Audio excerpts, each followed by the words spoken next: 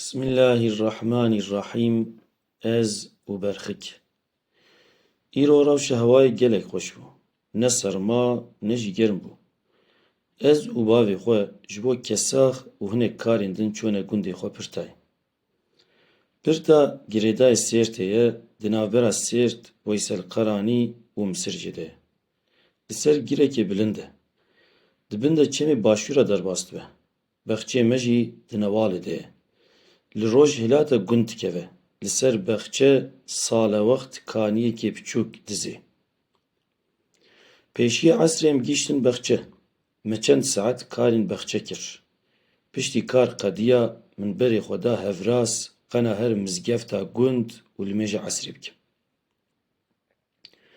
Dema nêzîkê mizgeftê bûm, min lê mêze kir gundiyên me pezên xweşçolê anîne û berxikan berdane nav mihan. Barbara berx û miyan e. Berxik li diya xwe digerin û mî jî li berxikên xwe. Berx û dê ji dûrahî ve dengê hev nas dikin. Berxikan wextê dengê diya xwe seh dikirin, bi bazdan û bi eşq bi ber dengê diya xwe ve dişon. Em fêm nakin lê dengê hemûyan ji hev cuda ye. Ev yek jî elameta qudret û rehma Xweda ye. Wextê ez dibînim mî û berxik dikevin nav hev, çawa dinya hemû yê min be kêfxweş dibim. Şahî û kêfxweşiyeka gelek mezin dikeve dilê min. Lewra rehmet û dilovaniya Xwedê bi çav û bi hemû hestên xwe fêm dikim û dibînim. Lewra bi vê awayê rehmet û dilovaniya Xweda bi çav û bi hemû hestên xwe dibînim û fêm dikim.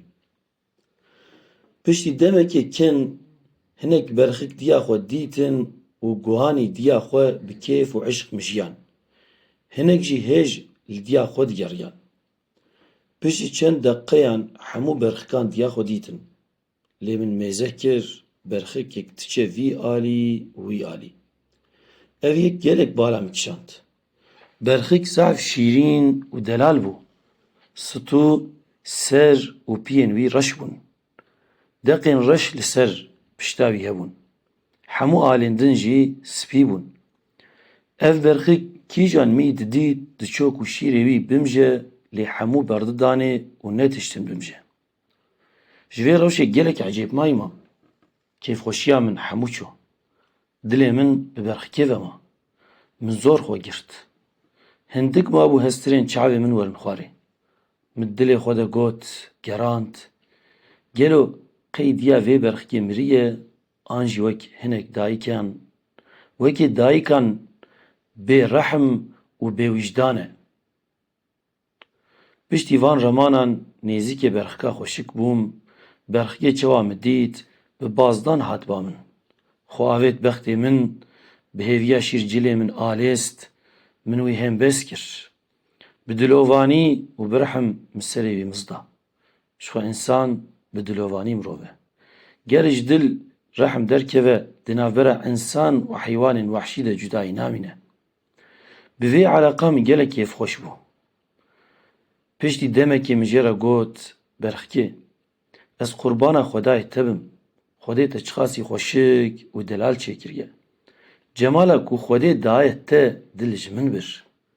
Ka ji min re bibêje çi bi serê te behtiye. Qey diya te tune ye. Çima tu kîjan mî dibînî xwe davê jî bextê wê? Berxikê bi lîsanê xwe got, qet pirs neke. Çîrokan diro, dirêj û dilşewat e. Xwedê neyne serê neyaran jî. Ez nikarim ji te re bibêjim. Ji Xwediyê min pirs bike, bila ew ji te re qal bike. Piştî vê cewabê dilê min zaftir êşiya û meraqa min zêdetir bû. Min serê xwe hilda û berê xwe da Xwediyê berxikê û pirsî: Keko çîroka vê berxika delal çi ye? Got: Birayê hêja, diya berxikê cêwî kanî, yê din girt û dev ji vî berda. Diya wê jî wek hinek mirovan di nav zarok û malbata xwe de ferq û meylî dike. Rehma wê jî û rehma wê ji vê berxikê re qet nemaye. Piştî hemû berxik dimijin, em şîr didinê. Erê diya wî خودی لێ دەرناکەوێ لێ خودێ مەژێرە خستیە دەلیل ئەم هەموو دەیەتی ژێرە دکن بڤێ ئاوای تێر دبە و ژیانە خۆت دۆمینە پشتی vê bersivê min got ji ber ku hûn lê mêze dikin xêreka mezin jî heye lê her tişt ne têrbûn e di heyatê de tiştê herî xweş û nîmetê herî mezin dilovanî û şefqeta dê û bav e hemû dinya yê mirov ve jî dîsa tiştek ciyê dilovaniya dê tijî nake ji ber vê yekê divê em hay li sêviyan bimînin qet li wan zilim nekin heqê wan nexwin bi dilovanî wan qepeçe bikin serê wan mizdin wê demê dilê me jî ê aram be li dinyayê û li axîretê em ê xweşî bibînin piştî van gotinan şivan got heyra bi navê Xwedê tu rast dibêjî ji xwe ku em di vê warê de gotina Xwedê û pêxemberê wî bikin bes e min nedixwast ku ji ber xikê biqetim lê wextê li mêja esrê hindik mabû divê min xatir bixwesta careka din min bi dilekê şewat berxika delal hembêz kir serê wî miz da û min jê re got delal e dilê min wextê min ema divê ez herim Xwedê her tim bi te re be hêvî dikim carekan din jî te bibînim bi xatirê te û emanetê Xweda be